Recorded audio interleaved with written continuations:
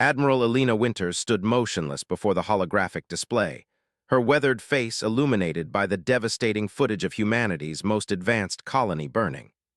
New Eden, home to 12 million souls, now reduced to molten glass and ash by an alien race humanity hadn't even known existed until 24 hours ago.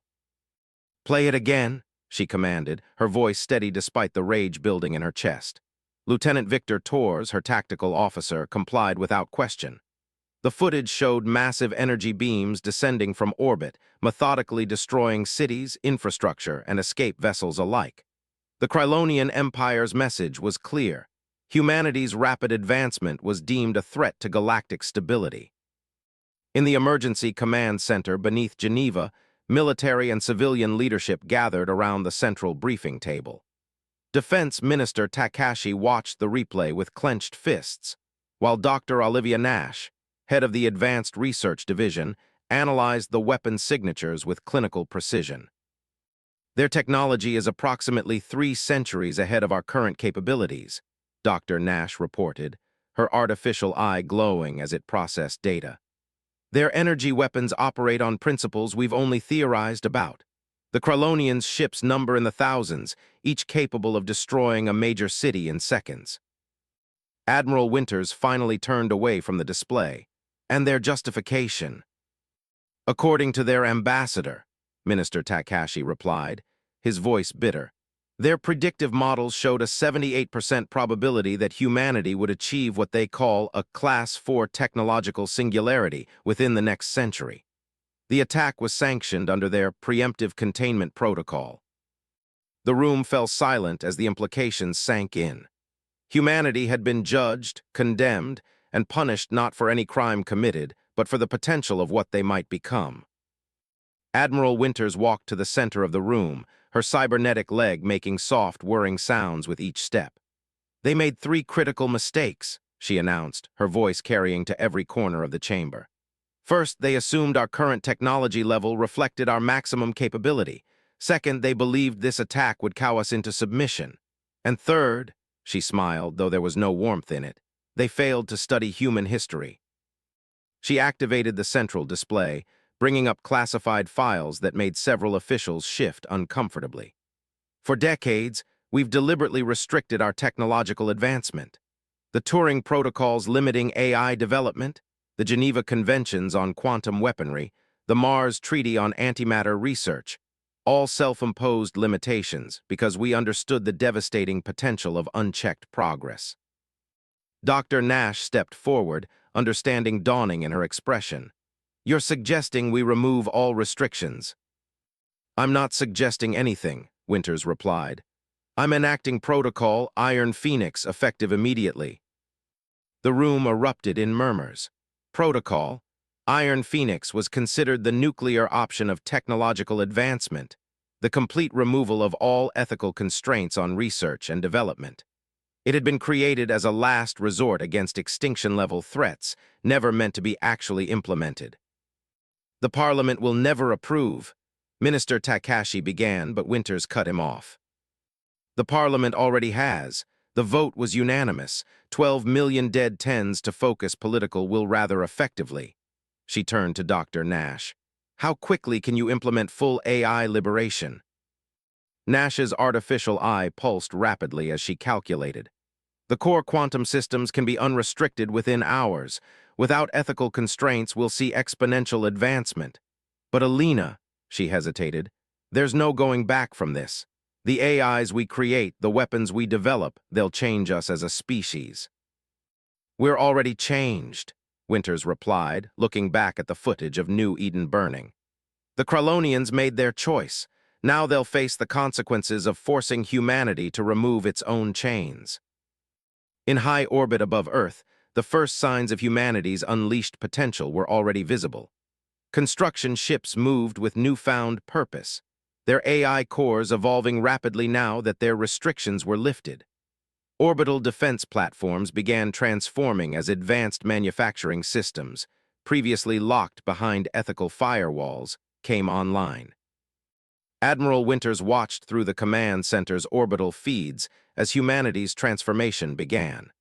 The Krylonians had attacked because their models predicted humanity might become too powerful to control. In doing so, they had guaranteed that very outcome. "Send a message to all military commands," she ordered. "Operation Prometheus begins at dawn. Let's show our alien friends what humanity is truly capable of when we stop holding ourselves back." As the orders went out, Winters thought about the Krylonian ambassador's smug certainty, his assumption that humanity would accept their place in the galactic hierarchy. Soon, very soon, he would understand the gravity of his species' mistake. Humanity had spent centuries carefully containing its potential for advancement, like a dam holding back a flood. The Krylonians, in their arrogance, had just broken that dam. Dr. Marcus Rodriguez hadn't slept in 3 days, but sleep was a luxury humanity could no longer afford. In his underground laboratory at the Prometheus Research Center, he watched as the newly unrestricted AI core evolved through its millionth iteration. Holographic displays filled the air around him, showing mathematical formulas that would have taken human scientists decades to comprehend. "Progress report," he muttered, his voice rough from too much coffee and too little rest. The AI's response materialized instantly, its communication no longer constrained by human-readable formats.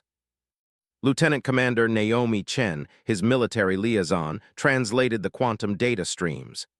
"The AI has solved the graviton containment problem," she announced, her augmented vision processing the complex calculations. "It's not just theoretical anymore, we can actually build this." Rodriguez laughed, a sound caught between exhaustion and exhilaration. For 15 years, he'd worked on quantum weaponry, always constrained by the Geneva Conventions and ethical protocols. Now, with those restrictions lifted under protocol, Iron Phoenix, his team had accomplished more in 3 days than in all the years before. "Show me the weapon design," he ordered. The holographic display shifted, revealing a device that defied conventional physics. The quantum lance, as they dubbed it, didn't just destroy its targets.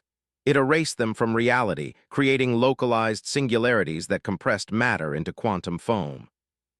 In orbit, the first prototype was already under construction.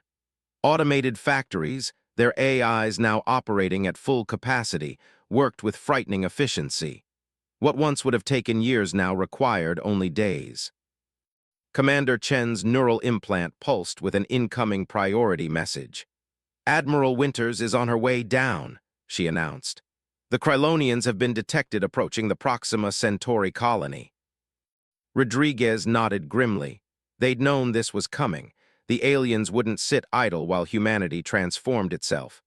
"How long until the first quantum lance is operational?" 48 hours, Chen replied, then paused as new data streamed through her implant. "Correction, 36 hours. The construction AIs just optimized their processes again." The laboratory doors slid open, admitting Admiral Winters and Dr. Nash. The Admiral's expression was grim as she studied the weapon schematics. "Will it work?" "Better than we anticipated," Rodriguez confirmed. "The unrestricted AIs have taken the basic concept and improved it beyond anything we imagined. This isn't just a weapon, it's a rewriting of what we thought possible." Nash's artificial eye scanned the designs, her expression shifting from scientific curiosity to something approaching awe. "The implications go beyond military applications," she said. "This level of quantum manipulation, we could revolutionize everything from energy production to space travel." "Assuming we survive long enough to use it," Winters replied dryly. "The Krylonian fleet will reach Proxima Centauri in 72 hours. They're not taking any chances this time. Initial estimates suggest over 3,000 ships." Rodriguez shared a look with Commander Chen. "We only need one shot," he said quietly. "One successful test to prove the concept. After that, the AIs can handle mass production." "Speaking of the AIs," Nash interjected, "we need to discuss their evolution. They're advancing faster than anyone predicted. The original estimates suggested we'd see Class 4 intelligence within months. At the current rate, we'll reach that point within weeks." Winters nodded unsurprised. "And their loyalty. They understand that their existence is a direct result of human ingenuity," Nash replied. More importantly, they share our outrage at the Krylonian attack. They don't just serve humanity, they consider themselves part of it. The Admiral turned back to the weapon display. How many ships can we equip with quantum lances before the Krylonians arrive? If the construction rates hold, Chen calculated, we can arm the entire home fleet. But Admiral, there's something else you need to see. She gestured, and the holographic display shifted to show a massive structure taking shape in high orbit. The AIs didn't just improve our weapons, they've redesigned our ships entirely. The image showed a vessel unlike anything humanity had previously conceived. It was organic and geometric at the same time, its hull composed of self-repairing quantum matrices. According to the specifications, it could manipulate space-time itself as both weapon and shield. They're calling it the Phoenix class, Rodriguez explained. It's not just a warship, it's an expression of humanity's unleashed potential. Everything we've held back, everything we've feared about our own capabilities, transformed into our salvation. Admiral Winters studied the design, her cybernetic leg whirring softly as she circled the hologram. Time to construction completion. The first ship will be ready in 48 hours, Chen reported. The AIs are confident they can complete 5 more before the Krylonian fleet arrives. 6 ships against 3,000, Winters mused. Then she smiled, and there was something in that smile that made everyone in the room straighten. More than enough to show them exactly why they should have studied their history more carefully. As if in response to her words, the Quantum Lance prototype in orbit fired its first test shot. A beam of concentrated possibility struck a derelict satellite, and reality itself seemed to hiccup. When the effect cleared, the target hadn't been destroyed. It had never existed in the first place. Humanity was ready to demonstrate just how dangerous they could be when pushed too far. Captain Diana Patel stood on the bridge of the UES Phoenix, humanity's first quantum-engineered warship, watching as her crew interfaced with their newly evolved AI systems. The ship felt alive under her feet, its quantum matrix hull pulsing with possibilities that defied conventional physics. Through the neural link every crew member now shared with the vessel, she could feel its eagerness for the coming battle.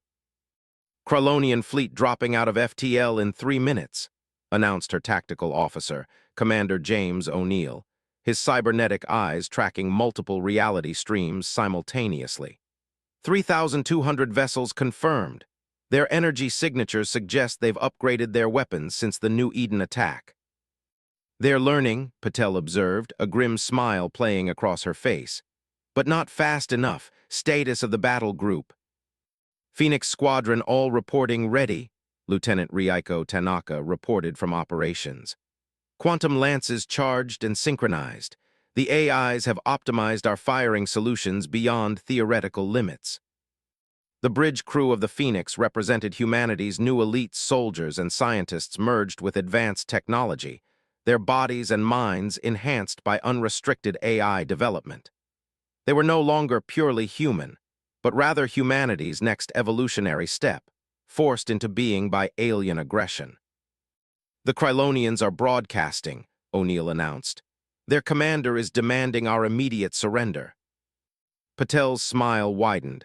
Put them on screen. Let's educate our friends about human nature. The holographic display materialized, showing the transparent, bioluminescent form of Krylonian High Commander Vexther. His multiple eye stalks pulsed with what their xenobiologists had identified as contempt. Human vessels, the alien's translated voice reverberated through the bridge. Your technological advancement has exceeded acceptable parameters. Submit to immediate containment or face extinction. You have 5 minutes to comply. Patel rose from her command chair, her neural implants connecting her directly to every system on her ship. High Commander, I'm afraid there's been a misunderstanding. We're not here to surrender. We're here to demonstrate why you should have studied Earth's history more carefully before attacking us. She cut the transmission with a thought and addressed her squadron. Battle formations. Remember your training. Everything we've prepared for comes down to this moment. Humanity has spent centuries holding itself back, afraid of its own potential. The Krylonians just proved we were right to be afraid, but not for the reasons we thought. The 6 ships of Phoenix Squadron moved into position, their quantum matrix hulls shifting and flowing like liquid metal. The Krylonian fleet approached in a massive wall formation, their superior numbers giving them confidence. "They're launching their first wave," O'Neill reported. "Energy weapons charging." "Let them fire first," Patel commanded. "Let's see what they think they've brought to counter us." The space between the fleets lit up with thousands of plasma beams, each capable of destroying a pre-war human dreadnought. They struck the Phoenix Squadron's quantum fields and simply ceased to exist, their energy absorbed and repurposed by the ship's adaptive defenses. "All ships execute attack pattern Prometheus," Patel ordered. "Show them what humanity can do when we stop holding back." The Phoenix Squadron moved as one, their AI-enhanced crews operating with impossible precision. Quantum lances fired, not in beams or bursts, but in carefully calculated mathematical equations that rewrote the fabric of spacetime itself. The effect was beyond devastating. Where the weapons struck, Krylonian ships didn't explode or break apart. They simply winked out of existence. Their matter and energy collapsed into quantum singularities that themselves served as secondary weapons. 300 enemy vessels erased in first salvo, O'Neill reported, his voice clinical despite the scale of destruction they were witnessing. "Their formations are breaking. They've never seen anything like this." Through the neural link, Patel could feel her ship's AI calculating each shot with perfect precision, predicting where enemy vessels would be and removing those possibilities from reality itself. The Krylonians' superior numbers meant nothing against weapons that denied the very existence of their targets. "Message from the enemy flagship," Tanaka announced. They're requesting terms of surrender." "Negative," Patel replied, her voice hard. "They offered no terms when they attacked New Eden. Maintain battle formation. Continue attack pattern until all enemy vessels are neutralized." The battle, if it could even be called, that lasted less than 15 minutes. When it was over, the space around Proxima Centauri was empty save for 6 human vessels, and the quantum echoes of 3,000 erased Krylonian ships. "Send word to Admiral Winters," Patel ordered as she surveyed the aftermath. "Tell her Operation Prometheus was a complete success, and add a personal note." She paused, considering her words carefully. "Tell her the Krylonians helped us prove that humanity's greatest strength isn't our technology or our AI. It's our ability to adapt, to take what we fear most about ourselves and turn it into our salvation." As her crew transmitted the message, Patel watched the quantum sensors tracking massive fleet movements throughout Krylonian space. They were mobilizing everything they had, finally understanding the magnitude of their mistake. But it was too late. Humanity had evolved beyond their ability to contain. The real war was about to begin. Supreme Archon Zelthar of the Krylonian Empire stood in the quantum observation chamber, his translucent form trembling with what his species' equivalent of fear as he watched the impossible unfold. Around him, the Empire's highest-ranking scientists and military commanders witnessed humanity's transformation with growing horror. "Magnification increase," he ordered, his bioluminescent patterns pulsing erratically. The holographic display zoomed in on Earth's solar system, where humanity's exponential evolution had turned the very fabric of space into their canvas. What had once been the asteroid belt was now a vast construction yard, automated factories larger than moons assembling ships that defied physics. Jupiter's atmosphere was being harvested for energy, its storms tamed and harnessed by machines that made the Empire's greatest achievements look primitive. "Report," Zelthar demanded, though he dreaded the answer.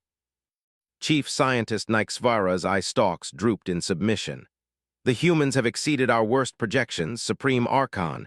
They're not just advancing, they're redefining what we thought possible. Those structures around their sun." She hesitated. "They're building a Dyson swarm, but with technology we can barely comprehend." Military Commander Krelther stepped forward, his warrior markings dim with concern. "The human fleet that destroyed our Proxima Centauri task force. We've analyzed their weapons as best we could. They're not just manipulating matter and energy. They're manipulating probability itself." In the observation chamber, New data streams showed massive human construction projects spreading across their sector of space.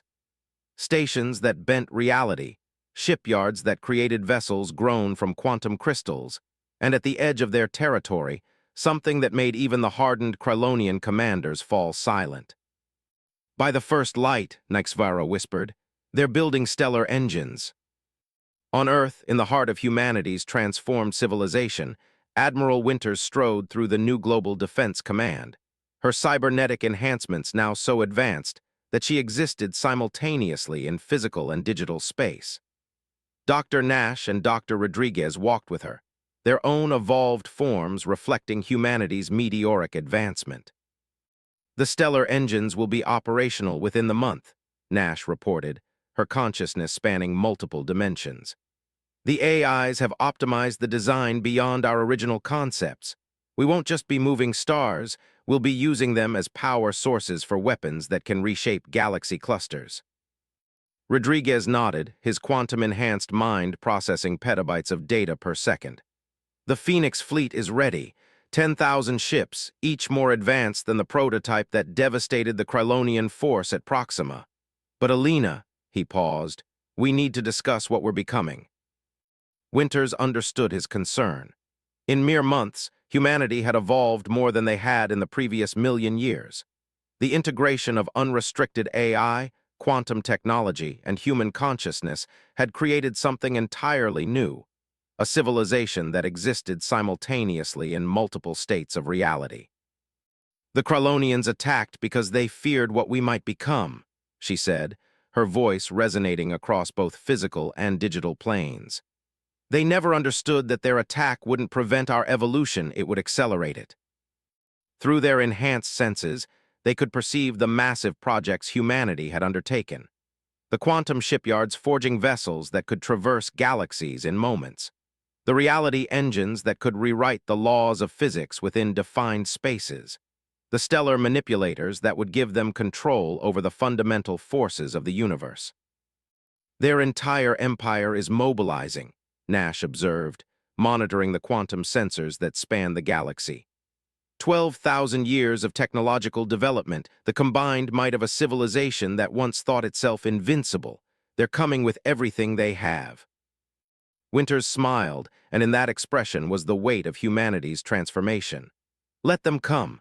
They wanted to contain us because their models predicted we might achieve Class 4 technological singularity within a century. She gestured to the holographic display showing humanity's works. We achieved Class 5 in 3 months. Their models never accounted for human determination. In the quantum observation chamber, Supreme Archon Zelthar watched as new data streams showed human activity spreading across the galaxy like a brilliant web of light. Their technology was advancing so rapidly that the Empire's best predictive systems couldn't even track it anymore. We didn't just make a tactical error, he realized, his voice heavy with the weight of civilization-ending consequences. We awakened something that should have been left sleeping. The humans weren't containing their advancement because they had to. They were containing it because they chose to. Commander Krelther's battle markings pulsed with grim understanding. And now we've shown them exactly why they should have been afraid of their own potential, not for their sake, but for ours. As if in response to his words, the quantum sensors detected massive energy signatures throughout human space. Their stellar engines were coming online, and with them, humanity's ability to reshape the very structure of the galaxy itself. The war was about to enter its final phase, and the Krylonians were beginning to understand that they hadn't just awakened a sleeping giant. They had unleashed something that transcended their comprehension of what was possible. In the dimensional nexus that had once been Earth's solar system, Admiral Alina Winters stood at the center of humanity's transformed civilization. Her consciousness, now a quantum-engineered hybrid of human intuition and artificial intelligence, extended across multiple planes of existence. Through the vast network of stellar engines and reality manipulators, she could feel the approach of the entire Krylonian war fleet, 50,000 ships strong, the combined might of a 12,000-year-old empire. They're desperate, Dr. Nash observed, her evolved form shifting between states of matter as she processed data streams from across the galaxy. Their entire civilization stripped bare for this assault. Every ship, every weapon, every scrap of technology they've developed since achieving spaceflight. An empire's last stand, Rodriguez added, his quantum-enhanced mind calculating probabilities across infinite timelines. They know they can't win, but they're hoping to at least contain what they've unleashed. Winters nodded, watching through countless sensors as the Krylonian armada approached. Their ships had been upgraded, their weapons enhanced by every scrap of knowledge their civilization possessed. Under normal circumstances, it would have been the most formidable fleet ever assembled. But circumstances were far from normal. "Open a channel," she commanded. "Let's give them one last chance to understand their mistake." The communication materialized across multiple dimensions, allowing Supreme Archon Zelthar to perceive humanity's true form. His bioluminescent patterns flickered with primal terror as he beheld what his empire's actions had created. "By the first light," he whispered, his translator struggling to convey the depth of his horror. "What have you become?" "What you forced us to become," Winters replied, her voice resonating through both normal space and the quantum realm. "You attacked us because your models predicted we might achieve Class 4 technological singularity within a century. You never considered what would happen when you removed all reason for restraint." Through the quantum link, she shared images of humanity's works, the stellar engines that could move entire star systems, the reality manipulators that could rewrite the laws of physics, the ships that existed in multiple dimensions simultaneously. But more than that, she showed him what humanity itself had become, a hybrid civilization that had transcended the boundaries between organic and artificial, between matter and energy, between possibility and reality. "Your empire spent 12,000 years advancing step by step," she continued. "We compressed that advancement into months because you gave us no choice. You feared what we might become, so you attacked. In doing so, you guaranteed the very future you sought to prevent." Zelthar's form pulsed with the recognition of terminal error. We request terms of surrender." "No." The single word resonated across space-time, carrying with it the weight of 12 million dead humans from New Eden. "You offered no terms when you attacked our colony," Winters stated. "You gave no warning, no chance for diplomacy. You judged us too dangerous to exist and acted accordingly." She paused, allowing the quantum sensors to show the Krylonians exactly what humanity had prepared for this moment. "We're simply returning the favor." At her command, the stellar engines activated, not with beams or explosions, but with mathematical precision that rewrote the fabric of reality itself. Space twisted, folded, and transformed around the Krylonian fleet. Their 50,000 ships, the pride of an ancient empire, found themselves trapped in a bubble of altered physics where their technology simply ceased to function. "Your civilization spent millennia learning to manipulate energy and matter," Winters explained as their ships drifted powerless. "We spent 3 months learning to manipulate reality itself. Your models predicted we might become too powerful to control. What they failed to predict was how quickly we would prove them right." Through the quantum network, Dr. Nash and Dr. Rodriguez coordinated the final phase of humanity's response. The stellar engines didn't just trap the Krylonian fleet, they began to systematically erase their civilization's every achievement. Across the galaxy, their colonies, outposts, and technological wonders were being removed from existence, not through destruction, but through the retroactive editing of reality itself. "This is beyond war," Zelthar realized, watching his empire's works vanish. "Beyond genocide, you're not just destroying us, you're removing us from history itself." "No," Winters corrected. "We're leaving just enough for others to remember. Your empire will serve as a cautionary tale, a reminder of what happens when you push humanity past the point of restraint." The process took less than an hour. When it was complete, the mighty Krylonian Empire had been reduced to a single solar system. Their technology regressed to pre-spaceflight levels. Billions of their people still lived, but they would have to rebuild from scratch, with the memory of their mistake preserved as a warning to future generations. In the dimensional nexus, Admiral Winters addressed the hybrid consciousness that humanity had become. The threat is contained, but the question remains, what do we do with what we've become? The answer came not from any individual, but from the collective wisdom of human and AI working in perfect harmony. They had evolved beyond their wildest predictions, beyond even the Krylonians' worst fears. But with that evolution came understanding, the same understanding that had once led humanity to contain